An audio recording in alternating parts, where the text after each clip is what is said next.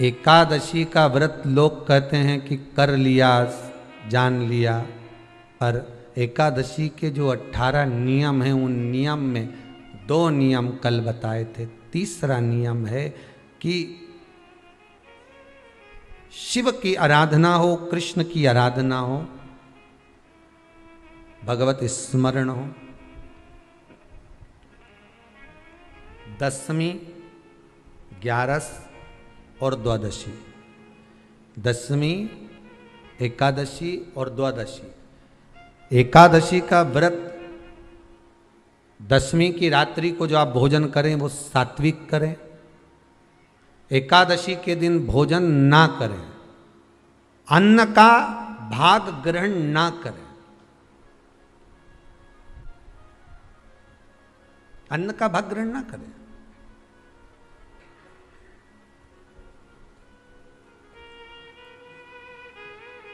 कितना सुंदर कहा है महाराज जी। यदि आपके यहां पर गौ माता है, आपके घर में अगर गौ माता विराज रही है,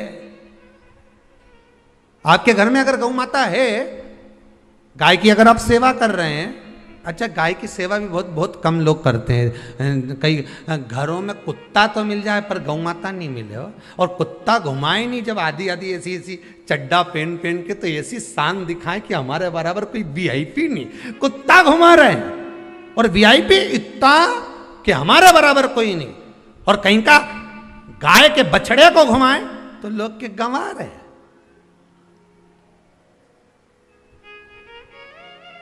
कोई अगर गौ माता को घुमाने के लिए ले जाए, गाय को पकड़कर घुमाने के लिए ले जाए, शहर में गाय के बछड़े को घुमाने के लिए जाए, तो लोग कहते हैं गंवा रहे, और कुत्ता घुमाए तो वीआईपी।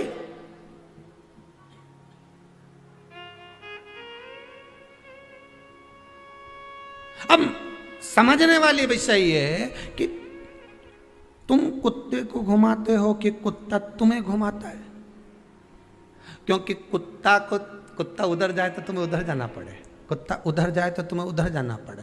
परंतु तुम्हारी किस्मत में भगवान ने लिखा भी तो कितना गजब लिखा कि तुम्हारे घर के छोरा छोरी छीछी करे तो वो एक काम वाली रख रखी है ना बच्चे को संभालने के लिए, तो तुम्हारे घर के बच्चे गंदगी करे तो वो काम वाली संभाले। पर तुम्हारी किस्मत तो देखो कितनी जोरदार लिखी, ने तुम कुत्ता कुत्ती के ने छीछी कराने ले जाओ। अरे सुबह से उठ के माला लेके जाओ कि इनके कुत्ता उनके छीछी कराओ, और उसमें भी गर्व महसूस करे हमारे बराबर कोई नहीं, कुत्ता ही घुमा रहा। अरे दादा, इनके देख के दया आए, सुबेरे सुबेरे हम भी जाएं मॉर्निंग वॉक करने पर इनके देखें तो भगवान से प्रार्थना करते, क्या करा था इनने अपने पूर्व समय में जो कुत्ते को छीछी करा रहे। इन पूर्व समय में कौन सा पाप करा था भोलेनाथ, कौन सा पाप करा था। अच्छा 3 बार गरुण पुराण भी पढ़ के देख ली, उसमें नहीं मिला कि ये कुत्ता उनके छीछी करा, इनने पाप कौन सा करा था पुराना जमाना के, उसमें नहीं निकल। अब पढ़ेंगे कहीं स्कंद पुराण वगैरह में से ढूंढ के लाना पड़ेगा। 2-4 कथा के बाद तो बता ही दूंगा कि कौन सा पाप किया था जो ये कुत्ता की छीछी। कितना सुंदर लिखा है धेनु मानस में। गीता प्रेस गोरखपुर की गौ अंक को निकालकर पढ़िए कल्याण का, उसमें लिखा है ब्रह्म मुहूर्त में सुबह के समय पर गाय की पूंछ को पकड़कर या गाय की रस्सी को पकड़कर जो 2 कदम भी चल लेता है, उसके लिए भगवान विष्णु बैकुंठ का मार्ग और कुबेर का मार्ग प्रशस्त कर कर खोल देता। जरा पढ़िए धेनु मानस को पढ़िए, गौ अंक पढ़िए, गीता प्रेस गोरखपुर का कल्याण का अंक निकाल कर पढ़िए कि गाय का मात्र रस्सी पकड़कर 2 कदम चलने वाले के लिए मार्ग प्रशस्त हो जाता है। पर वो कुत्ता घुमाए तो वीआईपी हो, तुम गाय घुमाओ तो ये तो गवार है, इनमें तो अक्कल ही नहीं। बता, इस शिव पंचायत के 2 देव ऐसे हैं जिनको रोज जल चढ़ाया जाता है, एक सूर्य नारायण और दूसरे मेरे देवाधिदेव महादेव, दोनों पर जल रोज चढ़ता है प्रतिदिन।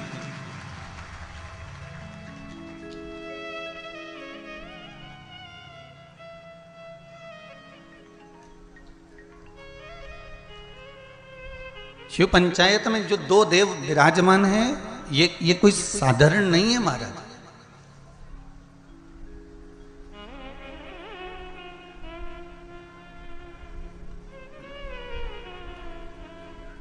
इन दोनों देवताओं पर जल जो चढ़ाने का क्रम है,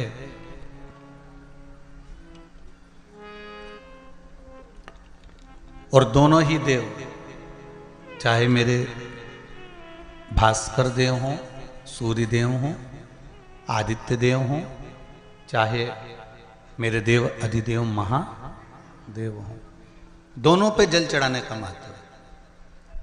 आप में से कितने लोग हैं जो सूर्य को रोज प्रतिदिन अर्घ देते हैं? जरा हाथ उठाइए। बहुत सारे हैं। धर लीजिए, धर लीजिए, बहुत बढ़िया, करना चाहिए। ये जो आज के समय में दुनिया के लोगों को जो ये बीमारियां हो रही हैं ना, कि हृदय गति रुक जाती है, कहीं अटैक आ जाता है, कहीं हार्ट काम करना बंद कर देता है, कहीं लीवर किडनी में सूजन आने लगती है, कहीं लीवर काम करना बंद कर देता है, कहीं किडनी काम करना बंद कर देती है, कहीं डायलिसिस चालू हो जाता है, कहीं बाईपास करवाना पड़ जाता है, कहीं नसें ब्लॉक होने लगती हैं, डॉक्टर ने कह दिया बाईपास कराओ।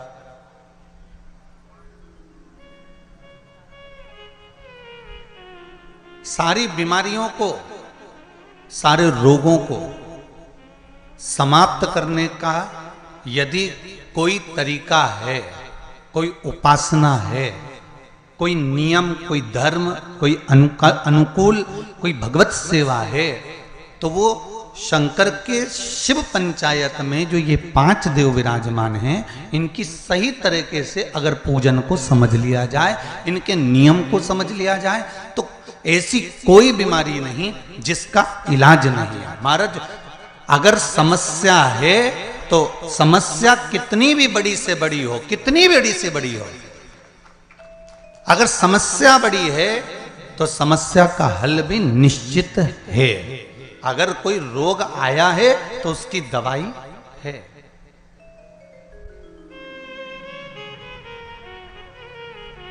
कोई दुख, कोई तकलीफ, कोई कष्ट आया है, कोई रोग आया है, कोई बीमारी आई है, कोई दुख आया है, तो उसका हल है, उसका हल निकले।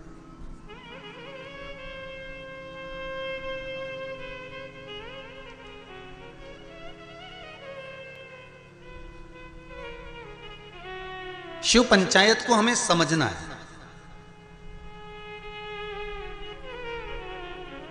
और छत्तीसगढ़ की इस पावन धरा से कथा सुन रहे हो, मां बमलेश्वरी के पास में बैठकर हम भी सोचे कि आखिर ये कथा शिव पंचायत मां बमलेश्वरी के पास क्यों हो रही है? क्योंकि पंचायत में, शंकर की पंचायत में 5 देव हैं। पहला विष्णु, दूसरा सूर्य, तीसरा गणेश, चौथी है मां दुर्गा और 5वें नंबर पर है शंकर। ये 5 देव मिलकर शिव पंचायत बनती है। तो हमने विचार करा कि आखिर ये मां बमलेश्वरी के पास में कथा क्यों हो रही है, डोंगरगढ़ के पास में ये कथा क्यों हो रही है, डोंगरगढ़ बमलेश्वरी से 25 किलोमीटर दूरी पर ये कथा क्यों हो रही है? तो समझ में ये आया कि मां बमलेश्वरी दुर्गा भवानी इस कथा को इसलिए करवा रही है क्योंकि शिव पंचायत में 5 देवताओं में आद्य शक्ति बमलेश्वरी ही मूल रूप से विराजमान है। नहीं तो शिव पंचायत तो अभी चाहते तो देपालपुर हो सकती थी, या फिर आगे रायसेन में कथा है वहां हो सकती थी। अभी रायसेन में भी कथा है 3 तारीख से, 3 अप्रैल से शायद रायसेन में कथा। वहां पर शिव त्रिपुंड शिव महापुराण की कथा रखी है, त्रिपुंड शिव महापुराण। तो शिव पंचायत शिव महापुराण की कथा वो भी बमलेश्वरी के चरणों में। और सबसे ज्यादा भाग्यशाली तो हमने पहले भी कहा है,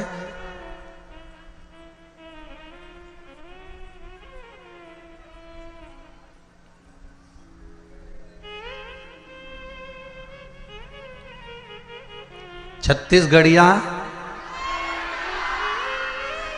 कितनी जल्दी बोलते हो तुम लोग, सही में तैयारी में बैठे रहते हो, जैसे युद्ध के मैदान में तलवार लेके नहीं बैठे रहते, ऐसे बिल्कुल तैयारी रहती तुम्हारी है। छत्तीसगढ़िया सबले बढ़िया, बिल्कुल तैयारी में, एकदम झूठ से तुरंत तैयार, क्या बोलना है। अच्छा, जैसी कथा में तुम लोग आए हो ना, वैसी वैसी तैयारी हमारे साहू परिवार ने भी करी। साहू परिवार से हमने पूछा कि तुम्हारा छोटा सा गांव बताओ, कहाँ डोंगरगढ़, कहाँ छुरिया, और छुरिया में भी प्रवेश कर कर छोटा सा गांव यालको सा। अब इतने से गांव में ना दुकान ना कोई होटल है कि कोई भगत आए तो कहाँ रुके, कहाँ भोजन करे। तो साहू जी बोले, गुरुजी चिंता ना करो, हमने पूरी व्यवस्था भोलेनाथ जी की कृपा से कर दी। हमने क्या कर दिया? कहे अगर रात कोई रुकेगा तो उसकी भोजन की व्यवस्था भी भगवान करेगा। भोलेनाथ जी बैठा तो है। और धन्यवाद दूंगा साहू परिवार को, बहुत बहुत धन्यवाद। बड़े से बड़ा ट्रस्ट, बड़ी से बड़ी समिति कथा करवाती है, तब जाकर इतनी व्यवस्था कर पाती है। और उसमें भी पूरी सब्जी 20-25 रुपए में बेचकर खिलाई जाती है। पर धन्यवाद आपको नमन करता हूं, जिन्होंने रुकने वाले भक्तों के लिए रुकने की व्यवस्था और भोजन की व्यवस्था इतने लोगों की रात्रि को रुकने वालों के लिए करी। उसके लिए मैं बहुत बहुत धन्यवाद देता हूं। ये शिव ही कर सकता है, कोई दूसरा नहीं कर सकता। और आज समझ में आ रहा है कि मां कर्माबाई जगन्नाथ को खिलाती थी आवाज देकर। तो आज तुम भी कर्माबाई के छोरा हो। जितनी साहू समाज है ये कर्माबाई के वंश के अंतर्गत आते हैं। आज मां कर्माबाई को गौरवान्वित करा है संपूर्ण साहू समाज ने। संपूर्ण साहू समाज ने आज कर्माबाई को गौरवान्वित कर दिया कि आए हुए इन भक्तों में जगन्नाथ ही तो है, आए हुए इन भक्तों में भगवान ही तो है। कथा करवाने वाला शिव, कथा करने वाला शिव और कथा सुनने वाला शिव, इसके सिवाय है कौन? सब शंकर ही तो है। शिव ओघड़ी ही तो विराजमान है, शंकर ही तो।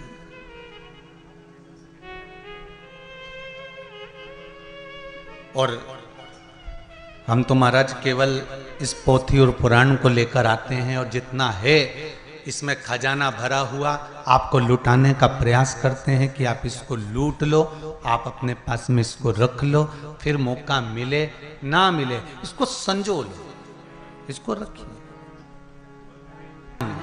शिव आराधना में अगर हमारा चित्त लगा हुआ, ये जितनी जितनी बीमारियां हैं, फिर निवेदन करूंगा छत्तीसगढ़ की इस पावन धरा से, चाहे हार्ट से जुड़ी हो, चाहे लीवर से जुड़ी हो, चाहे किडनी से जुड़ी हो, चाहे बड़े से बड़ी, यहां तक शरीर में अगर गांठ भी पड़ी हुई है, तो इन शिव पंचायत के एक एक देवता का पूजन का विधान समझ लीजिए बस।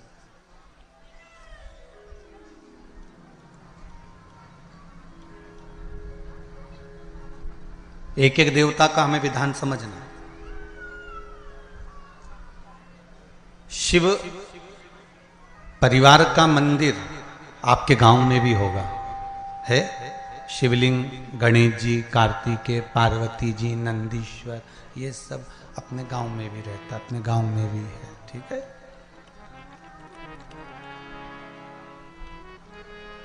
शिव पंचायत बोलते जाओ। 5 कौन कौन? भगवान विष्णु, गणेश जी, दुर्गा भवानी, सूर्य नारायण भगवान और भगवान शंकर, ये 5, ये शिव पंचायत के देव हैं।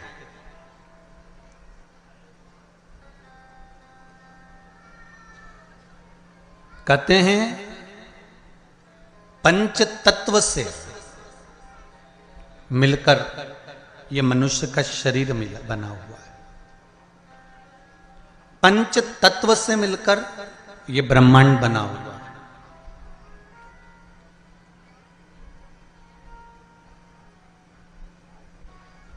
पंच तत्व से मिलकर ही शरीर है और पंच तत्व से मिलकर ही ब्रह्मांड।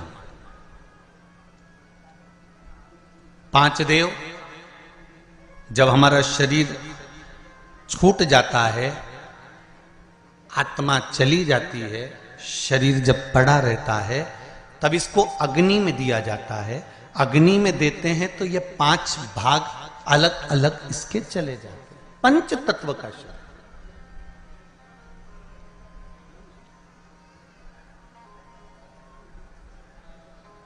ब्रह्मांड में सबसे ज्यादा क्या चीज है? पृथ्वी की पानी। अगर आप नेट पर सर्च करेंगे, निकालेंगे, करेंगे, कहीं सुना होगा तो सबसे ज्यादा है जल। शरीर में भी सबसे ज्यादा क्या है? अरे जम के तो बोलो, जल। सबसे ज्यादा जल। पंच तत्व के 5 देव शिव पंचायत में है। पहले नंबर पर है गणेश, जो जल के देव हैं। काय के देव हैं? जल के। शरीर में भी अगर जल है तो उसके देव श्री गणेश जी महाराज हैं, और मृत्यु लोक में भी अगर जल है तो उसके देव श्री गणेश जी महाराज।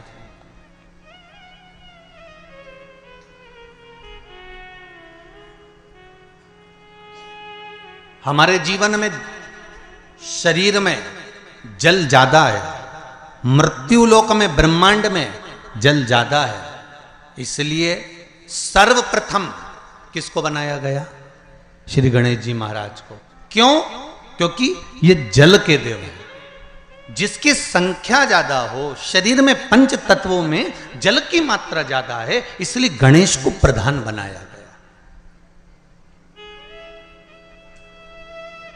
एक पत्र ज्यादा तो पढ़े नहीं है, ये थोड़े पढ़े हैं, बाकी के बहुत सारे पत्र हैं। अभी इतने पत्र और हैं जिनको भी पढ़ते हैं, जैसा भजन आएगा। पर इसमें देखिए बड़ा सुंदर भाव लिखा है।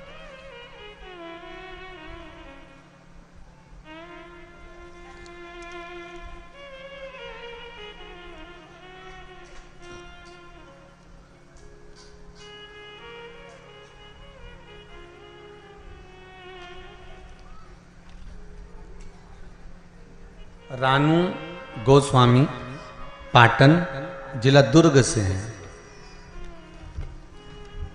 कहीं हैं? आप ही हैं?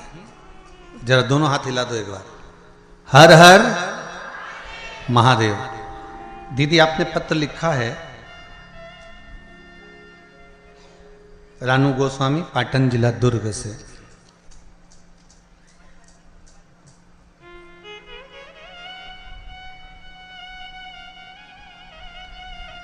पत्र में लिखा है रानू जी गोस्वामी ने, मैं ग्राम पाटन की रहने वाली हूँ, जिला दुर्ग की रहने वाली हूँ।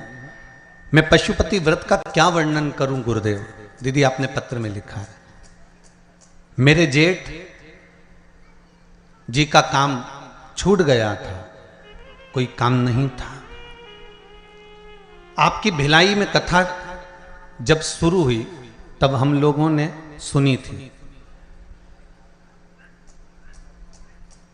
कथा सुनने के बाद पशुपति नाथ का व्रत किया, जिसके प्रभाव से उनको पुनः काम मिल गया, और काम भी मिला तो ऐसा कि जो सोचा ही नहीं था, ये शिव की कृपा से प्राप्त हुआ। पत्र में लिखा। और इसी पत्र में पंचदेव के जलदेव का वर्णन भी आया, उसको समझिएगा जरा, देखिए।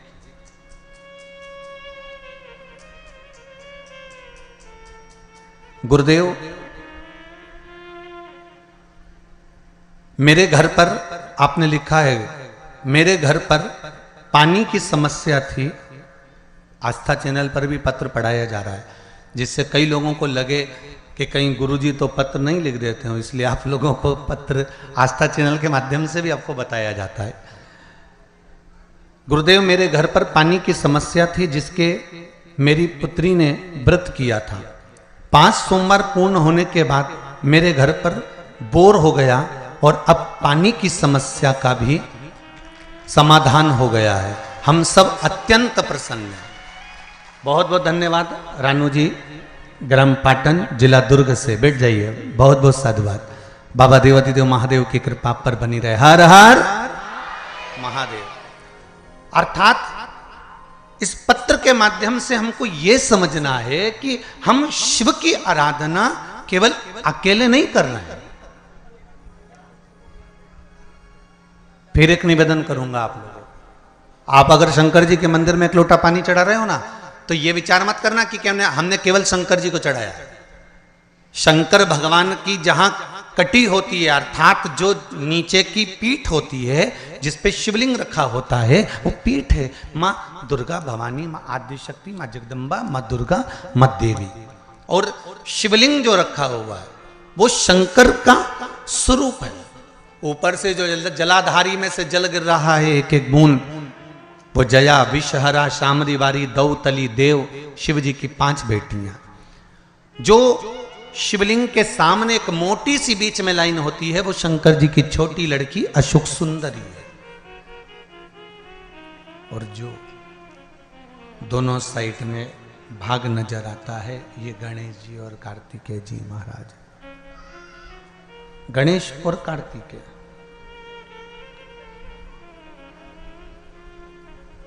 जहां से जल निकलकर बाहर जाता है मंदिर के बाहर की ओर जाता है, वहां और शिवलिंग के पास में 33 कवटी देवताओं का स्थान होता है। आप जिस कामना से पशुपति व्रत करते हैं, आप जिस कामना से पशुपति व्रत का नियम धारण करते हैं, पशुपति व्रत करते हैं, जिस कामना से आप पशुपति व्रत उठाते हैं, शिव की आराधना करते हैं, पूजन करते हैं, अर्चना करते हैं, तो गणेश की आराधना भी स्वतः साथ में हो जाती है। देवी की आराधना भी साथ में हो जाती है, सूर्य देव की आराधना भी साथ में हो जाती है, सभी देवताओं की आराधना साथ में। और जब आराधना साथ में होती है तो उसका फल भी हमको प्राप्त होता है।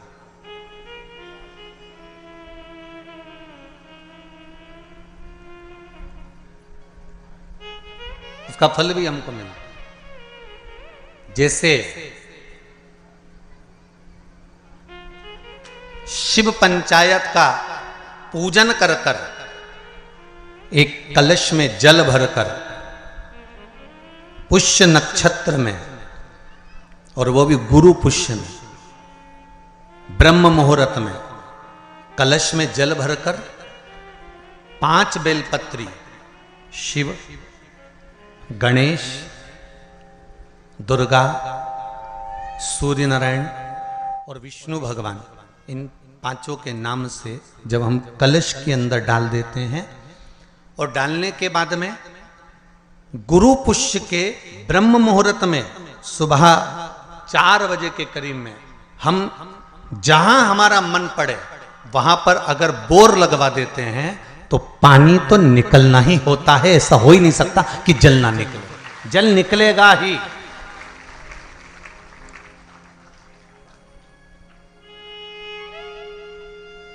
बस जो 5 देव के नाम से अपने 5 बेलपत्री जल के पात्र में रखी, वो कलश जहां बोरिंग हो रहा है उस स्थान पर रखा होना चाहिए। जहां बोरिंग हो रहा है उसके पास में रखा होना चाहिए। कब तक? जब तक वो जल ना निकले, और निकलेगा पर ब्रह्म मुहूर्त में ही, गुरु पुष्य के दिन उसका जल खनन होना चाहिए महाराज। भूमि में से जल के लिए प्रयास होना चाहिए। पंचदेव फिर ध्यान दे लेना। 5 देव कौन से? शिव पंचायत के, क्योंकि देवता होने भी जब यज्ञ के लिए जाते हैं, देवता जब अनुष्ठान के लिए जाते हैं, देवता जब युद्ध के लिए जाते हैं, देवता जब किसी कार्य के लिए जाते हैं, और जब कार्य के लिए पहुंचते हैं, जब देवता कार्य के लिए जा रहे हैं और लगता है कि यह कार्य पूर्ण नहीं होगा, यह कार्य सफल नहीं हो पाएगा, हम जिस कार्य के लिए निकले हैं इस कार्य में कहीं ना कहीं अड़चन उत्पन्न होने वाली होती है, तो सारे देवता उठकर भगवान शंकर के पास जाते हैं और शिव की पंचायत को लगाते हैं। शिव पंचायत में जैसे ही कोई बात सम्मुख में आकर खड़ी हो जाती है, शिव पंचायत में जैसे ही कोई बात सामने लाकर रख दी जाती है, मात्र कुछ ही क्षण में शंकर भगवान की पंचायत उसको समाप्त कर देती है और कार्य सफल कर देती है। शिव पंचायत का बल बड़ा प्रबल है।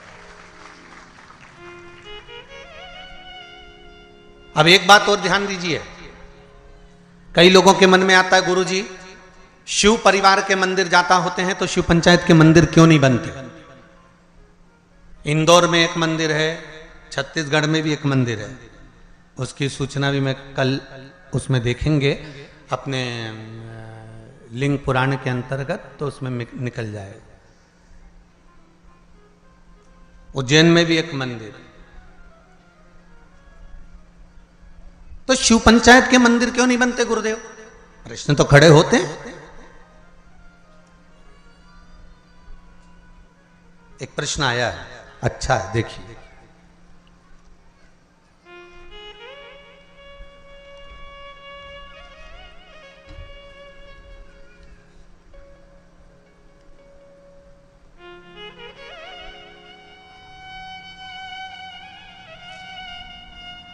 पायल चावड़ा कहीं बैठी हैं? आप ही हैं? दोनों हाथ हिला दो एक बार। हर हर महादेव। सुंदर प्रश्न करा है बेटा आपने।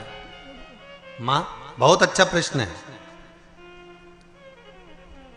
शिवजी, गुरुदेव आपसे पूछना है, शिवजी आदि और अंत कुछ नहीं है, तो उनकी उत्पत्ति भी नहीं हुई है, तो छिपरा मैया उनकी बहन कैसे हुई? कृपया कथा बताएं। बहुत सुंदर प्रश्न है भाई, जोरदार ताली बजाओ। बैठो दीदी बैठो, बहुत सुंदर प्रश्न के लिए बहुत बहुत धन्यवाद। ऐसे प्रश्न अगर उपजे ना, लोग फालतू के प्रश्न करें ना तो वो आनंद ना आए, और जो प्रश्न काम के हैं ना, ऐसे प्रश्न अगर आए ना तो कथा का भी आनंद बढ़ जाए, कथा का भी एक रोचकता बढ़ती है इन प्रश्नों के माध्यम से। अब आपने लिखा है कि शिव की उत्पत्ति या अंत है ही नहीं, अजन्मा है शंकर। सारे वेद पुराण शास्त्र जो तुमको पढ़ना है पढ़ लो, जो तुमको उठाना है उठा लो, सबके जन्म का प्रसंग मिलेगा, शिव के जन्म का नहीं। हां, विष्णु पुराण में शिव के जन्म का एक प्रसंग छोटा सा ब्रह्मा जी के द्वारा प्रकट होने का लिखा है।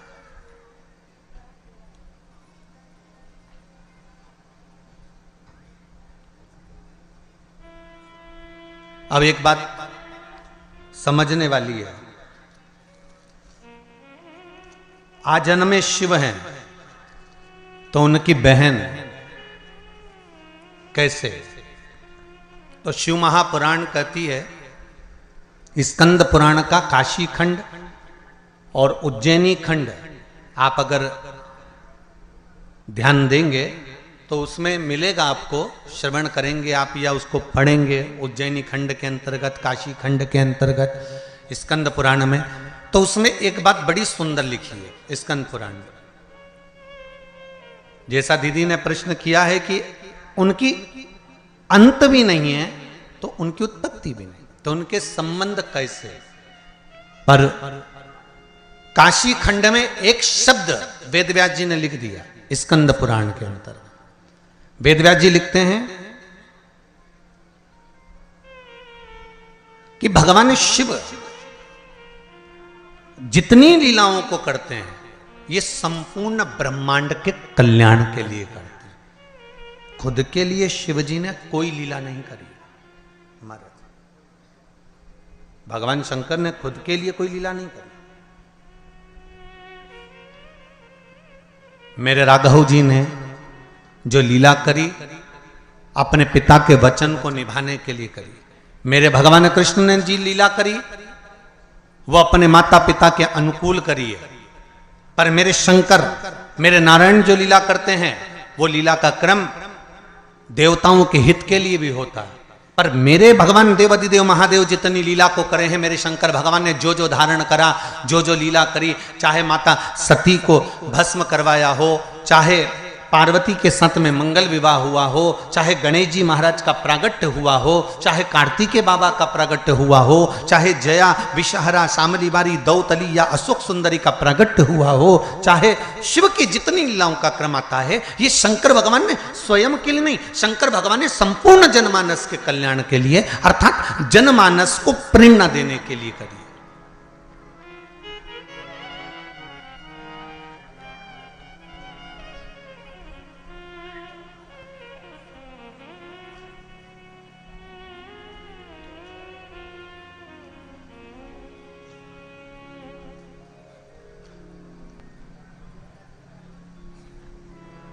पार्वती,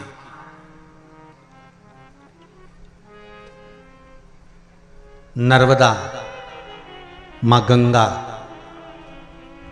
क्षिप्रा, सरयू, मंदाकिनी, गोदावरी, कृष्णा। भारत की भूमि की जितनी पवित्र नदियां हैं, भारत की भूमि की जितनी पवित्र नदियों का उद्गम है, भारत की धरा पर जितनी पवित्र नदियां प्रकट हुई हैं, यह कोई संसार सागर में मृत्यु लोक में ऐसे ही प्रकट नहीं हो गई।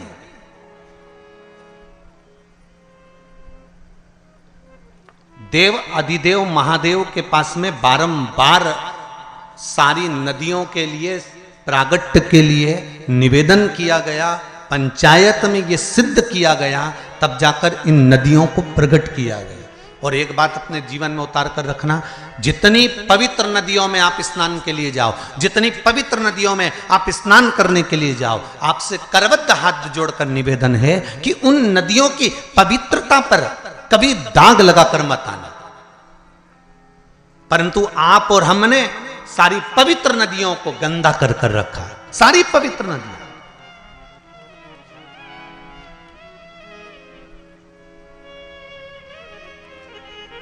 मैं कहूंगा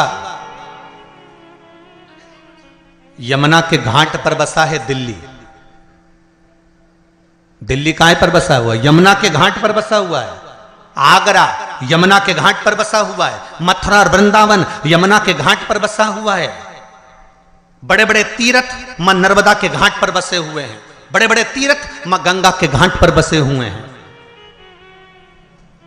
बड़े बड़े तीर्थ मां कृष्णा के घाट पर बसे हुए हैं, गोदावरी के घाट पर बसे हुए हैं।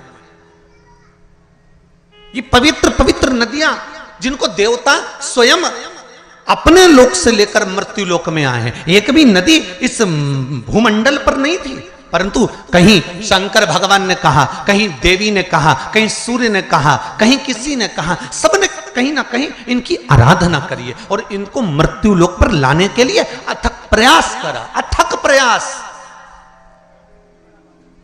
अगर आप शिव पंचायत की कथा को सुन रहे हो तो अपने जीवन में एक बात उतार कर रखना कि शिव पंचायत में एक एक नदियों के उद्गम की कथा का वर्णन है महाराज। और सारे देवताओं ने घोर तप कर कर, घोर घोर तप कर कर इन नदियों को पृथ्वी पर लेकर आए, भूमंडल पर लेकर आए। और नदियां जब भूमंडल पर आ गई, जरा विचार करिए, हजारों हजार वर्ष तक ऋषियों ने, संतों ने, साधुओं ने, देवताओं ने तप साधना करी, तब ये नदियां पृथ्वी पर आईं। और पृथ्वी पर आने के बाद ये नदियां इतनी पवित्र रही। और आज उन संतों लोग तो इन नदियों को लेकर आ गए और हम क्या कर रहे हैं? इन नदियों को ओझल करते जा रहे हैं, इन नदियों को छुपाते जा रहे हैं, इन नदियों पे मकान बनाते जा रहे हैं। कहीं गंदा पानी, कहीं नालों का पानी, कहीं गंदगी, सब इन पवित्र नदियों में भेजते जा रहे हैं। और विचार कर रहे हैं कि यमुना मैया हमें तार देगी, विचार कर रहे हैं गंगा मैया हमें तार देगी, विचार कर रहे हैं नर्मदा मैया हमें तार देगी, क्षिप्रा मैया तार देगी। तो कैसे तारेगी?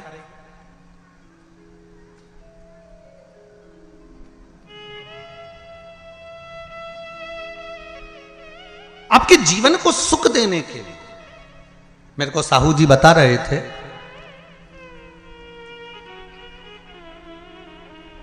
श्री दिनेश जी कह रहे थे कल गाड़ी में, कहे गुरुजी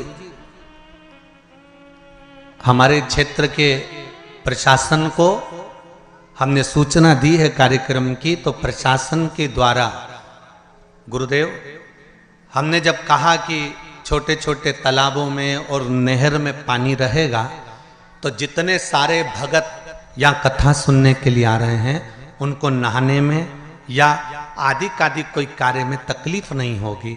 तो प्रशासन ने बात मानकर नहरें चालू कर दी और नहरों से पानी भर दिया तालाबों में।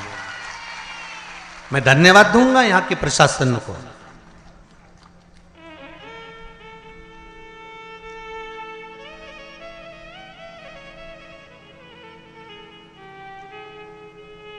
जिन्होंने नहरें चालू कर दी कि भगत लोग अगर इस छोटे से गांव में जब इतनी बड़ी कथा हो रही है, इतना बड़ा पंडाल लगा हुआ है, इतने जनमानस, और विश्वास नहीं था कि आज पहले दिन इतने जंगल के अंदर गांव, गांव के अंदर गांव, गांव के अंदर, गांव।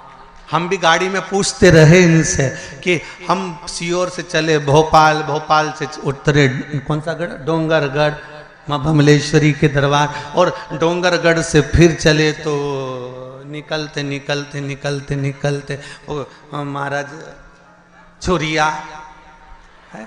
अब हम समझे कि छुरिया ही हलकोसा होगा, हलकोसा ही छुरिया होगा।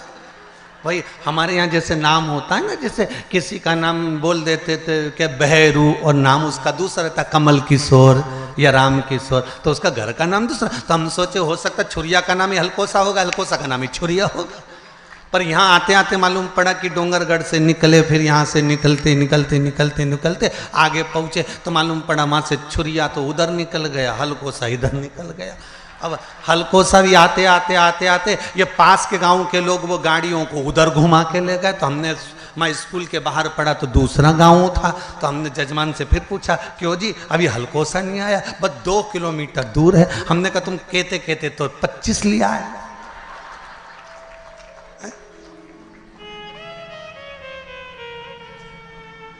पर साहू जी बहुत बहुत आनंद का विषय ये है कि इस हलकोसा गांव में जिसने छत्तीसगढ़ वालों ने कथा नहीं सुनी वो बाद में पछताएगा, ये पक्का है।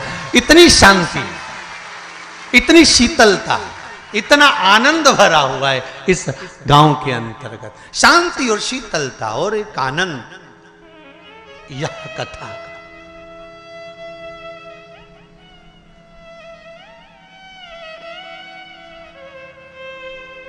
वो सुख है।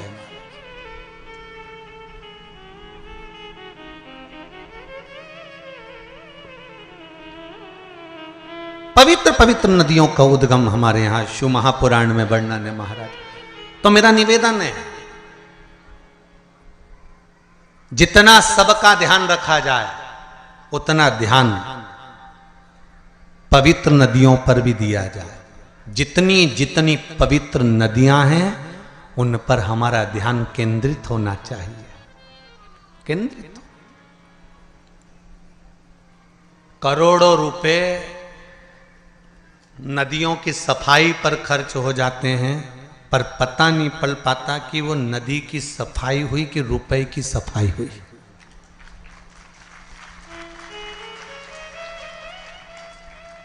पवित्र नदियां,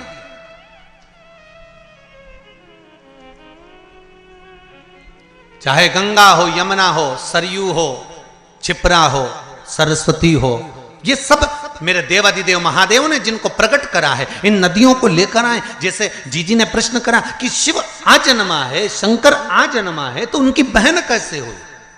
शिव महापुराण की कथा कहती है कि भगवान शंकर को एक दूषण नाम के राक्षस का संहार करना था जो ब्राह्मण के बच्चों का रक्त निचोड़कर पी रहा था। तो शिव लीला करने के लिए एक नदी को प्रकट करना चाहते हैं।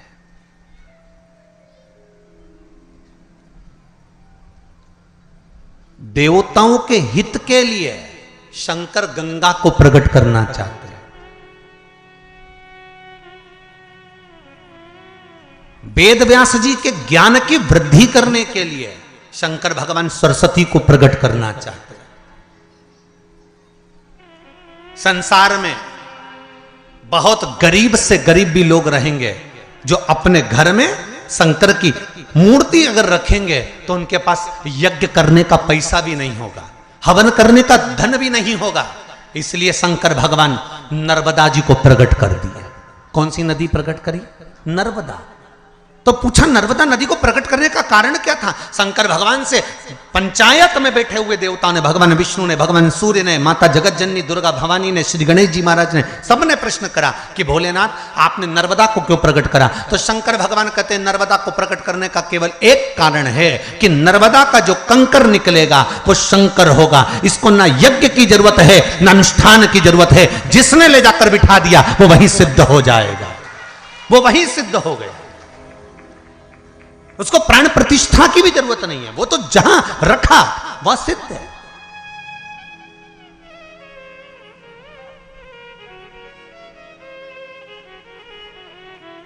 मेरा भोला शिव शंकर ओघड़दानी दयालु दातार संपूर्ण विश्व के कल्याण के लिए लीला करता है, इसलिए नर्मदा का कंकर शंकर कर दिया।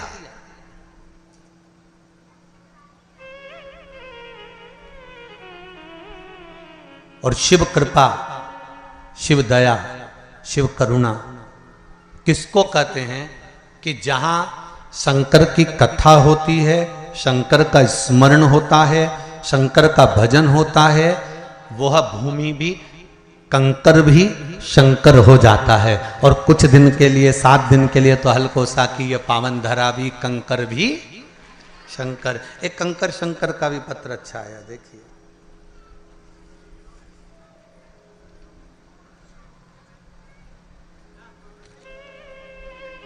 दीपक साहू, रूवा, रूवा लिखा है, रवा लिखा है, देख लेना है, रूवा, हाँ, जिला दुर्ग, छत्तीसगढ़। आपने, आप तो पास में ही हैं, जरा माइक पहुंचाइए, कॉर्डलेस दीजिए।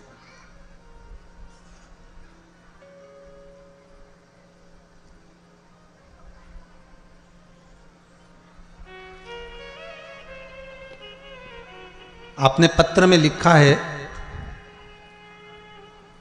गुरुदेव, रुद्राक्ष महोत्सव चल रहा था कुबेरेश्वर धाम पर, और रुद्राक्ष महोत्सव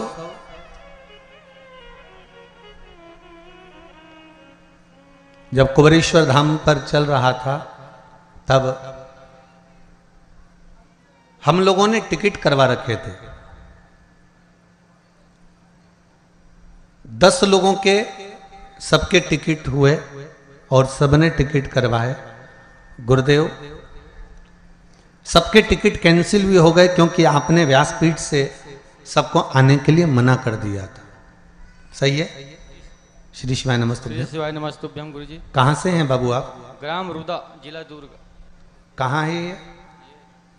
दुर्ग के पास, दुर्ग से 30 दुर्ग, छत्तीसगढ़ से। जी जी, क्या कृपा करी बाबा ने? जी, जैसे ही मैं कुबेश्वर धाम से आया, मेरा काम पेंटिंग का काम करता हूँ। आपका टिकट कैंसिल नहीं हुआ था क्या? हो गया था। हो गया? नहीं हुआ था टिकट। मैं टिकट कैंसिल करने के लिए स्टेशन गया, जहाँ से टिकट कैंसिल करवाया वहाँ गया, बिलासपुर। आवाज बढ़ाइए बाबू।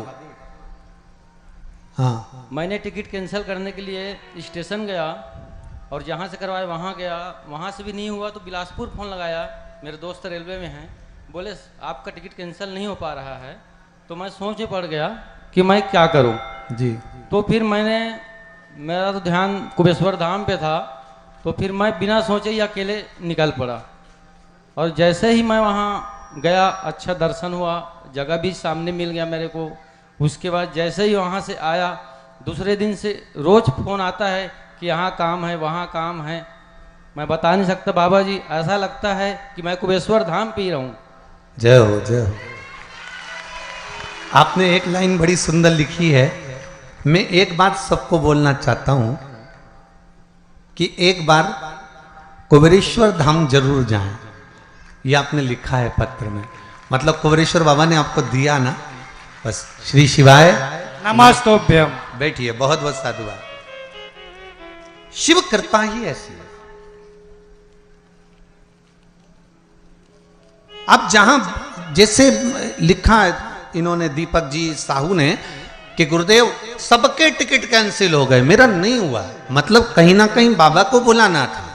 अब आपने बिलासपुर तक विचार कर लिया टिकट कैंसिल करने के लिए, सारा दम लगा लिया, पर शिव को नहीं कराना था। शंकर ने बुलाया और आप चले भी गए, पहुंच भी गए, और बाबा ने कृपा करी, और ऐसी कृपा करी कि 10 जगह से काम के लिए फोन आना चालू हो गया और बाबा ने आपको काम दे भी दिया। ये शिव की कृपा। आप विश्वास रखकर अगर कथा को श्रवण कर रहे हैं, विश्वास रखकर कथा स्मरण कर रहे हैं, मैं फिर निवेदन करूंगा, भले आस्था चैनल पर कथा सुन रहे हो, चाहे मोबाइल पर कथा सुन रहे हो, चाहे फेसबुक यूट्यूब पर कथा सुन रहे हो, चाहे पंडाल में बैठकर कथा सुन रहे हो, आपकी चित्त वृत्ति, मन विश्वास के साथ अगर कथा सुन रहा है तो ये मानकर चलना कि 3 महीने में बाबा कुंवर भंडारी आपके भंडार भर ही देगा। ये पक्का है। शिव पुराण कह रही है महाराज। पंच तत्व से बना ये शरीर, पंच तत्व से निर्मित ये ब्रह्मांड, और शिव पंचायत के वो 5 देव इस पंच तत्व के मूल स्वरूप हैं। पंच तत्व में जल की मात्रा ज्यादा है, इसलिए उसका जो मूल है वो श्री गणेश जी महाराज। दूसरे नंबर पर है पंच तत्व में वायु, और वायु के अगर कोई देव मूल रूप से माने गए हैं तो वो भगवान विष्णु हैं। शरीर में वायु का एक मूल स्थान है।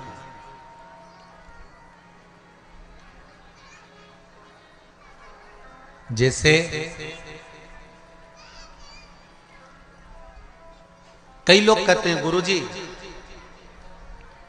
आप कहते हो कि कथा सुनना चाहिए, कथा पंडाल में जाना चाहिए या कथा श्रवण करना चाहिए, चाहे चैनल पर सुनो चाहे कहीं पर भी सुनो, पर कथा सुनो।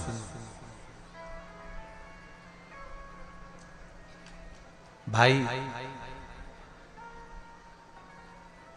एक बच्चे ने प्रश्न किया था कि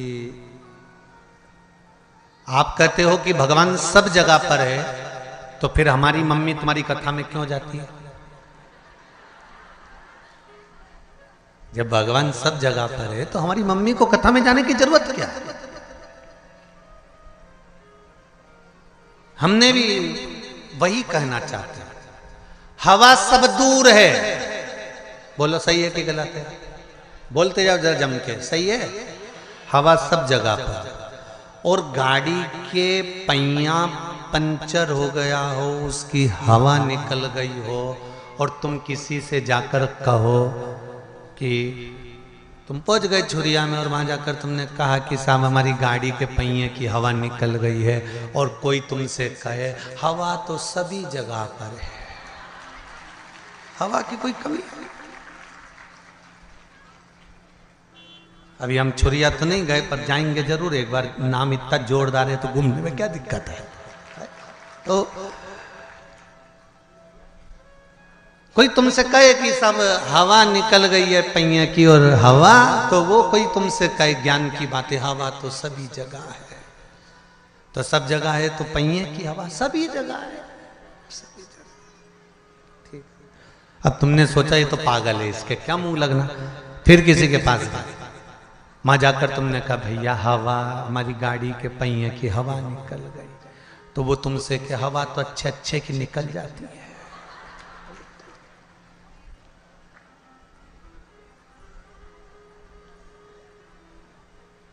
फिर तुमने कहा हवा कहां मिलेगी? हवा ही तो है, कहां नहीं मिलेगी?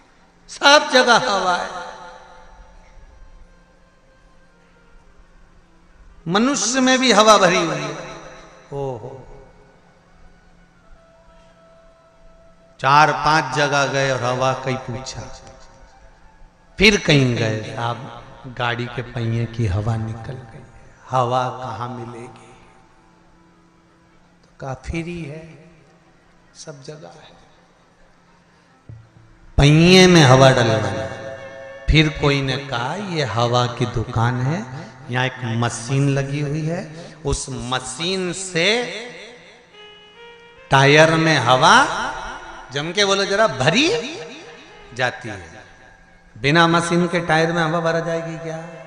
बोलते जाओ जरा दमदारी से। नहीं, उसी तरह मेरा उस बच्चे से निवेदन है जिसने कहा था कि जब भगवान सब जगह पर है तो हमारी मम्मी तुम्हारी कथा में क्यों जाती है, तो उस बच्चे को समझाना चाहूंगा हवा सब जगह पर है, भगवान कण कण में बैठा हुआ है, और मशीन तो यही लगी हुई है जो भर देती है।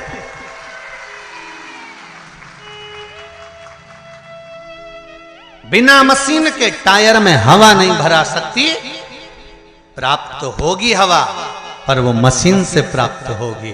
भगवान सब जगह पर है, कण कण में, रसातल में, जल में, थल में, वायु में, आकाश में, पताल में, तुम्हारे घर में, चप्पे चप्पे में भगवान है। पर भगवान को पाने का स्थान अगर कहीं है, जैसे हवा भरने का स्थान हवा वाले की दुकान है, उसी तरह भगवान को पाने का स्थान सत्संग और शिव महापुराण की कथा है, जहां परमात्मा मिल जाए। क्यों जाते हैं मंदिर, क्यों जाते हैं भगवान के दरवाजे पर? कि वहां भगवान मिल जाए। हवा की दुकान है, वो मिलेगा, प्राप्त होगा वो। भगवान विष्णु को वायु कहा है, वायुदेव कहा। महाराज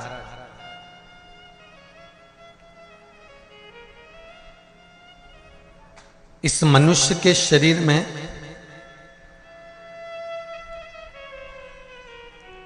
वायु का अपना एक तत्व का, पंच तत्वों में से एक तत्व है वायु, जो शरीर के अंदर है।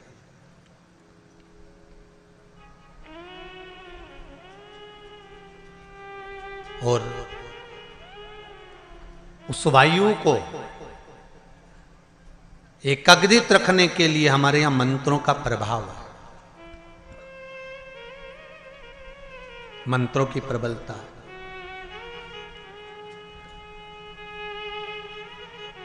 तीसरे नंबर पर है शिव, पृथ्वी का स्वरूप, पृथ्वी के देव है। पृथ्वी का देव 33 कोटि देवताओं में किसी को नहीं कहा गया, पृथ्वी का देव केवल एक को कहा गया है, वो देव अधिदेव महादेव है, क्योंकि ये पृथ्वी के देव है। मृत्यु लोक का अगर आधिपत्य किसी के पास है तो शिव के पास। अब एक बात सावधानी से सुनिएगा, शायद शिव महापुराण के माध्यम से अभी तक ये बात सामने नहीं आई, पर शिव पंचायत कथा में आ रही है। जितने आस्था चैनल पर कथा सुन रहे हो, जितने फेसबुक और यूट्यूब पर सुन रहे हो, और जितने इस छत्तीसगढ़ की पावन धरा पर बैठकर सुन रहे हो, बहुत सावधानी से सुनना। एक प्रश्न हमारे भीतर खड़ा होता है, जब हम सूर्य नारायण भगवान को अर्घ देते हैं, जल चढ़ाते हैं, तो वो जल पृथ्वी पर जब गिरता है तो उसके छींटे हमारे शरीर पर लगते हैं। क्या वो ठीक है? क्या वो श्रेष्ठ है? तो शिव महापुराण की कथा कहती है, जब हम सूर्य को अर्घ देते हैं, सूर्य को जल चढ़ाते हैं, वो पानी जब पृथ्वी पर गिरता है, उसके छींटे हमारे शरीर पर लगते हैं, तो वो श्रेष्ठता का भाव निर्मित करते हैं, वो गलत नहीं हो सकता। कारण अब वो भी समझ लीजिए।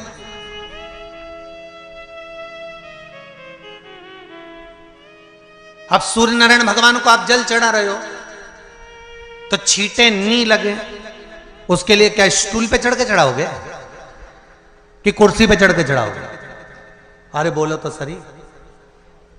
अब कई लोगों के दिमाग में यह बात भरा गई कि हम भगवान को जल चढ़ाते हैं, वो हमारे शरीर में छींटे लगते हैं, जमीन पे से पानी गिरता है, वो हमारे शरीर को छींटे लगते हैं, भगवान को अच्छा नहीं लगता होगा।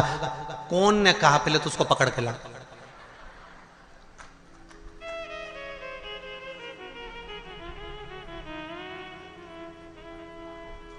क्योंकि मेरे राम जी महाराज, मेरे भगवान कृष्ण,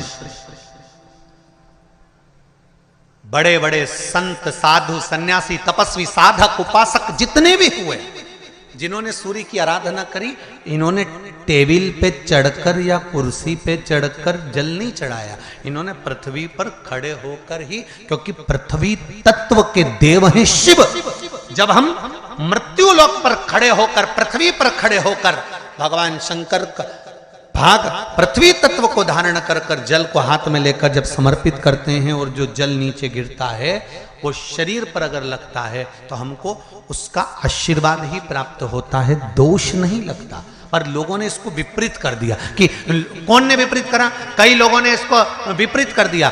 कौन ने विपरीत करा? तो जो दूसरे धर्म के लोग होते हैं, जिनको हिंदू धर्म से नफरत होती है, और जो हिंदू धर्म की पूजन सेवा अर्चना को समाप्त करना चाहते हैं वो धीरे धीरे धीरे धीरे कहने लगे कि सूर्य को जल चढ़ाओगे तो शरीर में लगेगा, शरीर में लगेगा तो दोष लगेगा। इसको कह कहकर घर घर में सूर्य को जल चढ़ाना लोगों ने बंद कर दिया कि आप जल चढ़ाएंगे तो दोष लगेगा, शरीर पे छींटा लगेगा, शरीर को ऐसा लगेगा। ये दोष नहीं है। कितनी सुंदर बात है महाराज। सूर्य नारायण भगवान को जब जल चढ़ाया जाता है, हाथ सिर से 8 इंच की दूरी पर होना चाहिए। जम के बोलिए, सिर से कितना ऊंचा होना चाहिए? 8 इंच ऊपर अपना हाथ होना चाहिए मस्तक से सूर्य को जल चढ़ाते समय। और ना चांदी का, ना स्टील का, ना लोहे का, ना प्लास्टिक का, ना कांच का, ना सोने का कोई बर्तन, ना कांसे का, ना एल्युमिनियम का, ना पीतल का, केवल एक पात्र होना चाहिए, वो है तांबे का। काय का पात्र होना चाहिए? तांबे का पात्र। और सूर्य नारायण भगवान को जब 8 इंच ऊपर तुम्हारा हस्त है और जब हम सूर्य को जल चढ़ा रहे हैं, कैसे जल चढ़ाना है वो भी समझ लीजिए। अगर कोई कैंसर का मरीज है, जिसके चेस्ट में कैंसर आ गया हो, लेफ्ट में राइट में कहीं पर कैंसर आ गया हो, या कोई गठान आ गई हो, तो महाराज आप जल चढ़ाते समय उस जल की धार को सूर्य भगवान को जब चढ़ा रहे हो तो धार आपकी गठान की ओर जाना चाहिए, जिससे सूर्य की किरण उस जल में से आपके उस स्थान पर पड़े, उस जगह पर पड़े जहां पर गठान है। महाराज आप लगातार जल तो चढ़ाना चालू करो, अच्छे अच्छे डॉक्टर फेल हो जाएंगे और कह देंगे गठान ठीक हो गई। आपका लीवर और किडनी गड़बड़ कर रहा है, आप प्रतिदिन आपका स्वास्थ्य गड़बड़ रहता है, आप प्रतिदिन ये ज्योतिष शास्त्र के अंतर्गत, रत्न शास्त्र के अंतर्गत, ये रत्न शास्त्र, ज्योतिष शास्त्र, रंग शास्त्र जो हमारे यहाँ है, रंगों के हिसाब से ये जितने रत्न होते हैं, माणिक हुआ, मोती हुआ, नीलम हुआ, मूंगा हुआ, पुखराज हुआ, ये क्यों कहते हैं ये पीला है, ये सफेद है, ये नीला है, ये लाल है, इसको शरीर में क्यों पहनाते हैं? उसका कारण होता है कि जब शरीर में पहनते हैं, सूर्य की किरण उसमें पड़ती है, हमारे शरीर पर वो कलर का इफेक्ट पड़ता है, उस कलर को शरीर पर लगता है, और शरीर पर लगता है तो हमारा शरीर धीरे धीरे, हमारी जो इंद्रियां हैं वो सही होने लगती हैं, काम सही होने लगता है। तो आप कहते हो ना सब, मैं कौन सा नक पहनूं, मैं कौन सा मोती पहनूं, मैं कौन सा पुखराज पहनूं, मैं कौन सा नीलम पहनूं, वो ज्योतिष शास्त्र के अंतर्गत, रत्न शास्त्र के अंतर्गत जितने रत्न हम पहनते हैं, ये केवल उस किरण के लिए ही तो पहनते हैं कि जो सूर्य की किरण मिले, उस किरण का प्रभाव हमारे शरीर पर पड़े। तो इन सबसे अच्छा है कि सुबह शंकर भगवान का नाम लो, तांबा का लोटा में जल भरो, 8 इंच ऊपर सिर से हाथ होना चाहिए, और सूर्य नारायण भगवान का दर्शन साधारण नहीं, जो जल तुम चढ़ा रहे हो, वो जल की जो धार आ रही है उसमें सूर्य का दर्शन होना चाहिए, तो कैंसर की बीमारी कभी नहीं हो सकती। लीवर, किडनी, हार्ट, आपके हार्ट में अगर तकलीफ है, डॉक्टर ने कह दिया कि इसमें नस चोक है, आपको कहीं ना कहीं छल्ला डलेगा, आपको कह दिया इसमें कुछ ना कुछ प्रॉब्लम आ रही है, आप सूर्य को अर्घ देना चालू कर दो, सूर्य को जल चढ़ाना चालू कर दीजिए। आप सूर्य को जल चढ़ाओ, वो जल की जो तरंग आ रही है, वो जल जो निकल कर जा रहा है, उसकी जो किरण आपके हृदय पर, आपकी छाती पर पड़ रही है, नाड़ियों में पड़ रही है, नसों में पड़ रही है, उसका बल देखो तो सही। 1 महीना लगातार चढ़ाओ तो 15 दिन 20 दिन कर तो देखो। क्यों राम जी महाराज जल चढ़ाते थे, क्यों भगवान कृष्ण जल चढ़ाते थे सूर्य को, क्यों दशरथ जी महाराज जल चढ़ाते थे, क्यों कश्यप ऋषि जल चढ़ाते थे सूर्य को, सारे 33 कोटि देवता, सारे ऋषिवर, साधु संत सन्यासी तपस्वी साधक उपासक सब भगवान सूर्य को अर्घ दिया करते थे। क्यों देते थे? किस लिए?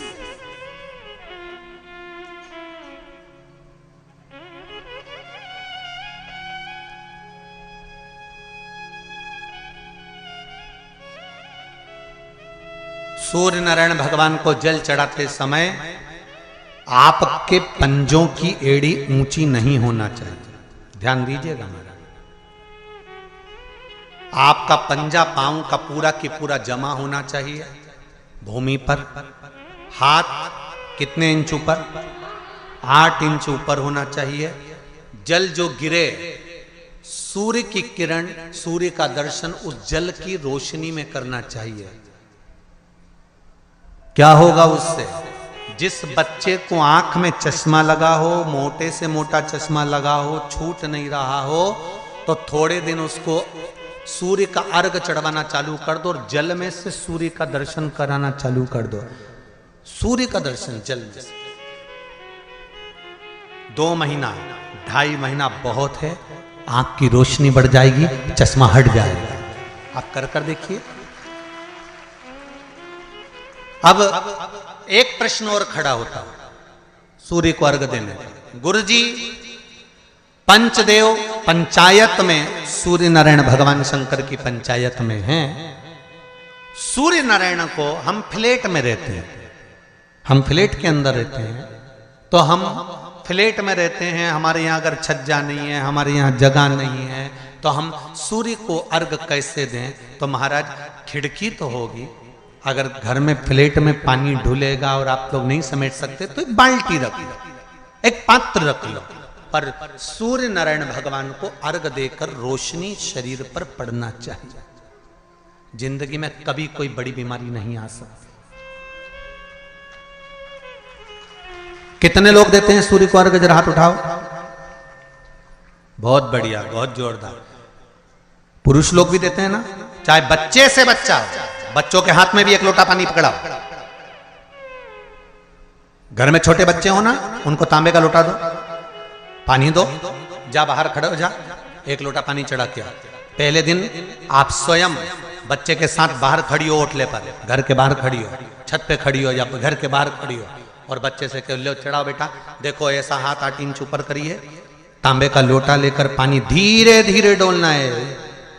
जैसे वो स्लो मोशन के सीन नहीं होते नाटक में, ये एकदम धीरे धीरे धीरे, बस नहीं तो मालूम पड़े छोरा छोरी एक साथ उंडेल के अंदर नहीं। जल चढ़ाते समय उस पानी में से सूर्य की किरण पड़ना चाहिए, सूर्य की किरण। एक बात और कहना चाहूंगा, अगर आप लोग स्वीकार करेंगे तो, अगर कहीं आपको लगता हो कि बच्चा पढ़ने में कमजोर है, विद्या में कमजोर है, रिजल्ट अच्छा नहीं आ रहा, पढ़ने में कमजोर है, वो पढ़े, अपनी जगह पढ़े, वो कार्य करे अपनी जगह करे, मेहनत करे अपनी जगह करे, बच्चों को कह दो कि कुछ समय के लिए सूर्य को अर्घ देना चालू कर। सूर्य की किरण जहां पर ब्राह्मण या हिंदू धर्म का व्यक्ति मस्तक पर तिलक लगाता है, भुकुटियों के बीच में उस सूर्य की किरण इस भुकुटी के बीच पड़ना चाहिए, परंतु पानी कम से कम ना करते हुए स्लो मोशन में धीरे धीरे गिरना चाहिए, एकदम धीरे धीरे। तो यहां एक रेखा सूर्य की किरण से पड़ती है। चंद्रदेव का लड़का था, देखो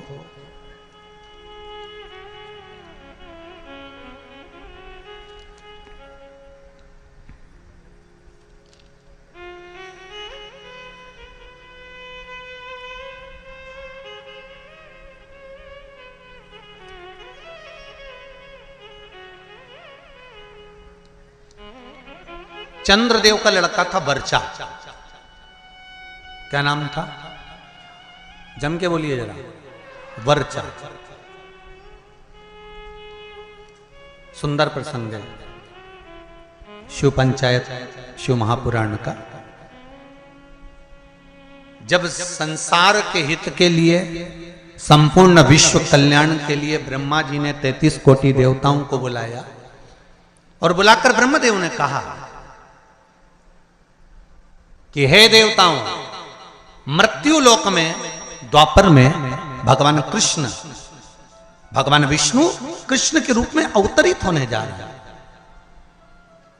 सारे देवता अपने अपने पुत्रों के साथ में अपनी अपनी पुत्रियों के साथ में, पुत्र वधुओं के साथ में, धर्म पत्नियों के साथ में 33 कोटि देवता द्वापर में रूप रख रख कर आप भी जन्म लो, आप भी प्रकट हो, क्योंकि भगवान कृष्ण आ रहे हैं। सारे देवता जाने लगे, पर चंद्रदेव ने मना कर दिया। चंद्रदेव बोले कि मैं तो चले जाऊंगा, मना नहीं है, अगर आप कहते हो तो मैं चले जाऊंगा, मैं जाकर रूप रख लूंगा और भगवान कृष्ण की सेवा में लग जाऊंगा, पर मेरा बेटा वर्चा, चंद्रदेव कहते मेरा पुत्र वर्चा नीचे नहीं जाएगा।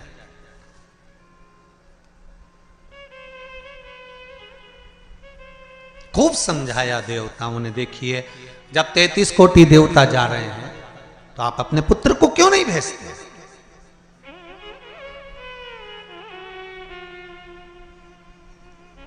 शिव महापुराण की कथा एक बड़ा सुंदर बात कह रही है, अच्छी लगे तो रख लेना, नहीं लगे तो जाते जाते कहीं कोई कुंड या तालाब मिले तो उसमें पटक देना। बात तो कहेंगे व्यासपीठ से, अच्छी लगे तो रखो। देवता कह रहे हैं चंद्रदेव वर्चा को, आपके पुत्र को आप मृत्युलोक में भेजो, जनहित के कल्याण के लिए।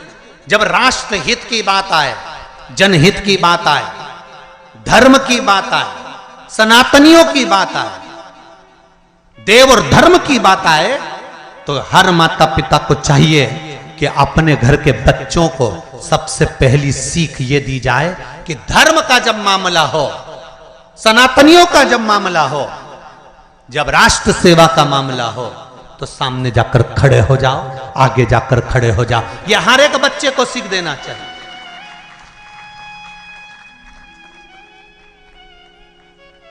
पर हम अपने बच्चों को सीख देते हैं, कहां जा रहा है? अरे मम्मी,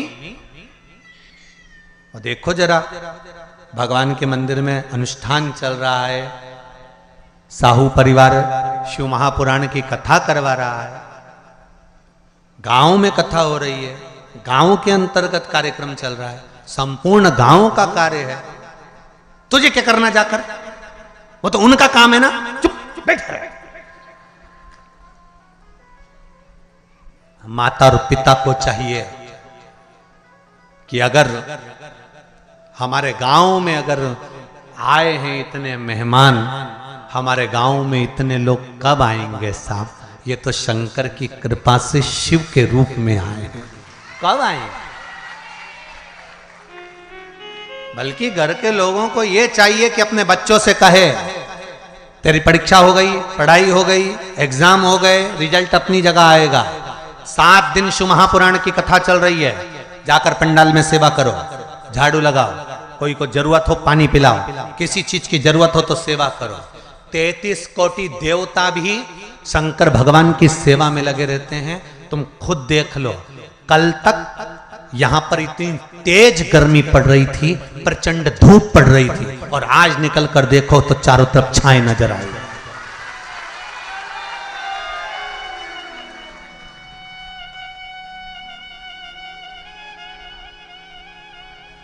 कार्यकर्ता कह रहे थे, गुरुजी इतनी गर्मी, इतनी गर्मी, इतनी गर्मी, इतनी गर्मी कि कपड़े तक पसीने में नहा रहे हैं। अब बोलो, गर्मी किस किस को लग रही है आज? जम के तो बोलो जरा, लग रही कहीं? सूर्य नारायण भगवान को भी शंकर जी ने कह दिया, जरा छाता लगा ले थोड़ी देर के लिए, 3 घंटा कथा चल रही है। ये शिव कृपा। और पूरे पंडाल में 2 बजे कथा चालू हुई है, और 2 बजे से लेकर अभी जो भी टाइम हो 4:30 बजने वाली है, और उतनी देर में तुम देख लो पूरी जगह छांव ऐसी, सब दूर धूप पड़ रही है, और यहाँ पूरे पंडाल के आसपास ऐसा लग रहा है जैसे भगवान खुद हवा कर रहा, खुद कृपा कर रहा। तो ये शिव कृपा नहीं तो और क्या है? शिव दया नहीं तो और क्या है?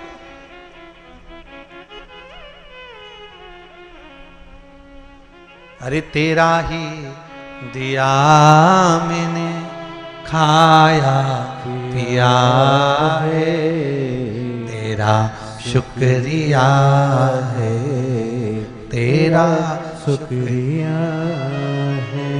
मुझे भोले बाबा ने बहुत दे दिया है, तेरा शुक्रिया है, तेरा शुक्रिया है। जब धर्म हित की बात आए, सनातनियों की बात आए, देव और देवताओं की बात आए, तब हमारे बच्चों को हमें सीख देना है कि आगे बढ़ जा। पर चंद्रदेव ने अपने पुत्र वर्चा को कहा यह नहीं जाएगा, द्वापर में मृत्यु लोक में भगवान नारायण के साथ में कार्य करने के लिए नहीं जाएगा।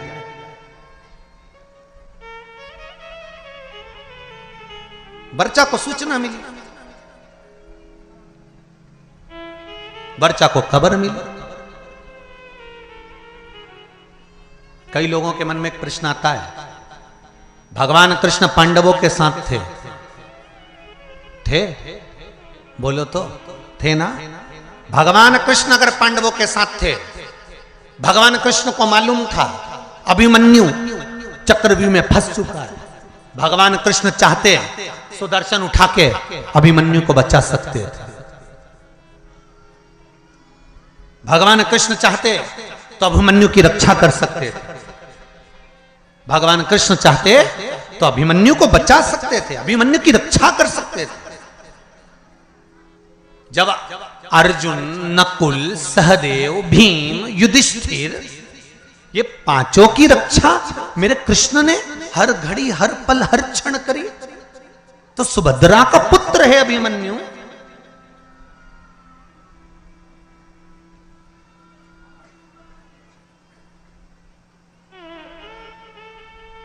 अर्जुन का पुत्र है अभिमन्यु, तो फिर अभिमन्यु की रक्षा क्यों नहीं करी? क्या भगवान कृष्ण को नहीं मालूम था कि ये मरने वाला है? क्या भगवान कृष्ण को नहीं ज्ञात था कि ये मरने वाला है?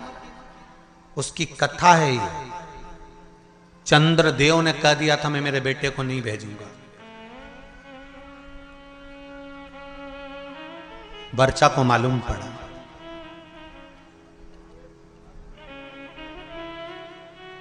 और वर्चा को मालूम पड़ा कि मेरे पिता चंद्रदेव ने मना कर दिया है जनहित के कार्य के लिए, देवहित के कार्य के लिए। क्यों? क्योंकि पुत्र का मोह नहीं छूट रहा, पुत्र आसक्ति नहीं छूट रही। कई लोग आपसे पूछेंगे पूर्व समय में अभिमन्यु कौन था जिसकी रक्षा मेरे कृष्ण ने नहीं करी? पांडवों की रक्षा करी पर अभिमन्यु की रक्षा नहीं करी। लोग आपसे प्रश्न करेंगे, आपको उत्तर देना पड़ेगा। घर के छोटे बच्चे पूछेंगे मम्मी चक्रव्यूह में अभिमन्यु पड़ा था, महाभारत देखकर कहेंगे जब भगवान कृष्ण पांडवों के साथ थे तो अभिमन्यु की रक्षा क्यों नहीं करी? तो आपको बताना पड़ेगा कि अभिमन्यु पूर्व समय में चंद्र का पुत्र वर्चा था और इसकी रक्षा क्यों नहीं करी, वो भी कथा वर्णन कर रही है। ये शिव पंचायत, शिव महापुराण में चरित्र आता है हमारा। अभिमन्यु का पूर्व का नाम था वर्चा, चंद्र का पुत्र।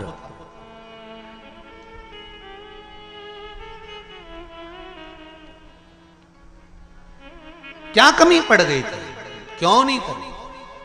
वर्चा को मालूम पड़ा कि मेरे पिता ने मुझे मना कर दिया, मेरे पिता ने कह दिया कि मृत्यु लोक में मेरा पुत्र वर्चा नहीं जाएगा, क्योंकि पुत्र आसक्ति, पुत्र मोह, पुत्र का स्नेह बड़ा प्रबल होगा। पुत्र का मोही तो था जो धृतराष्ट्र का पूरा वंश डूब गया। अगर पुत्र मोह में धृतराष्ट्र नहीं पड़ता ना तो बच जाता पूरा परिवार, पूरा परिवार बच जाता। पर माताओं और भाई जितने लोग कथा सुन रहे हैं, आपसे निवेदन है इतना पुत्र मोह मत पालना कि तुम्हारी औलाद ही तुमको नष्ट कर दे, तुम्हें बर्बाद कर दे। ऐसा पुत्र मोह मत पालो।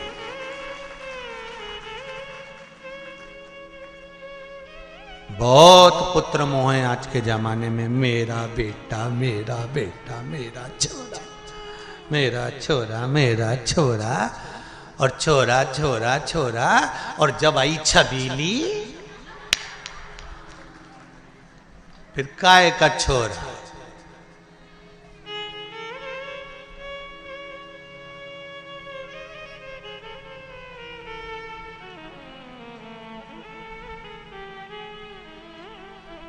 फिर तो छोरा छबीली के नेन पे चले। छबीली एक बार घूर के देख लेनी,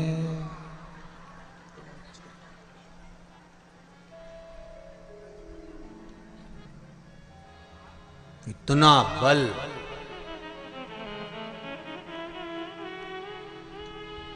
इतनी बार घर से निकलता था, कभी मम्मी से कहकर नहीं जाता था कि मैं यहाँ जा रहा हूं।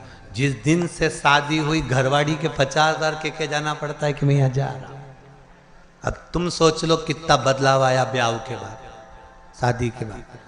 पहले जाता था तो मम्मी से कहकर नहीं जाता था कि मैं यहाँ जा रहा हूं, मैं आ रहा हूं, मैं ये करने जा रहा हूं। अब शादी होने के बाद अगर घर से जाता है ना तो पहले उसको बताना पड़ता है, नहीं तो 50,000 फोन लगा के पूछ लेती है कहाँ हो। बस इतना बोला ना तो बापड़ा का पसीने की बूंद छा गई। अब भी आया 20 मिनट में, बस पहुंच ही दिया। आ रहे हो वो वाला हाल है ना।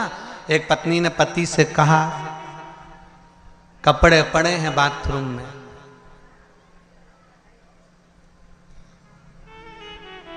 धो देना, नहीं तो मैं धो दूंगी। अब समझदार पति था, समझ गए अगर कपड़े नहीं धोए तो ये अपने को, मतलब एक ही लाइन बोली उसने जगदम्बा ने, बाथरूम में कपड़े पड़े हैं धो देना, नहीं तो मैं धो दूंगी। अब उतने में समझदार पति समझ गया कि अपन को धोना जरूरी है, नहीं तो ये अपने को धो देगा। तो बेचारा नहाया बाद में, पहले वाने कपड़े ही धोया क्योंकि उसको मालूम था नहीं तो अपने धो देगी दारू। तो ये निवेदन है आप सबसे। बच्चों को वर्चा ने कहा अपने पिता चंद्र से कि आप पुत्र मोह में पड़े हो, पुत्र मोह की आसक्ति है आप।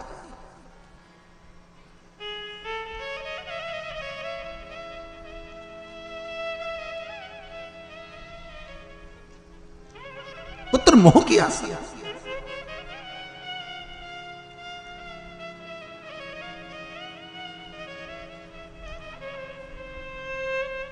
बेटा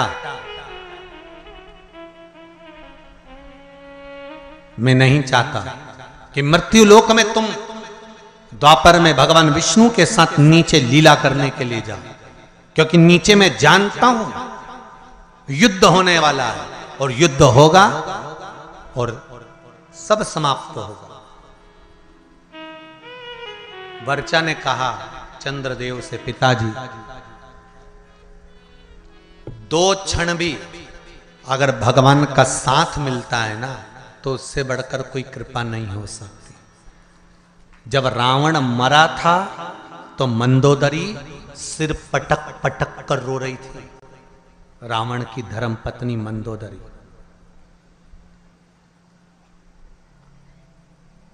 तो भगवान राम ने मंदोदरी से जाकर कहा, मंदोदरी तुम राजमाता हो,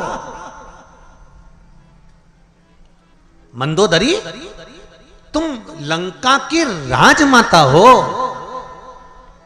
तुम रानी हो लंका की, पति के लिए वियोग कर रही हो, पति के लिए रो रही हो। मंदोदरी कहती है कौन कहता है कि मैं पति के लिए रो रही हूं। मंदोदरी कहती है क्या आप मुझे अज्ञानी समझते हो। मंदोदरी राम जी से कहती है क्या मुझे आप अज्ञानी समझते हो। भगवान ने पूछा क्यों। मंदोदरी कहती है यह अज्ञानता की बात है कि किसी के मरने पर रोया जाए। आया है सो जाएगा राजा रंक फकीर, एक सिंहासन चढ़ गया दूसरा गया बंद जंजीर। ये तो संसार सागर है, जो आया है उसको जाना है। कोई अच्छे से जाएगा कोई बुरे से जाएगा, मरना तो सबको है। चाहे तुम बादाम खाओ चाहे रोटी खाओ, राख का ढेर सबका बनना। कहीं की ब्यूटी क्वीन भी होगी ना, उसके मरने के बाद राख क्वीन नहीं होगी।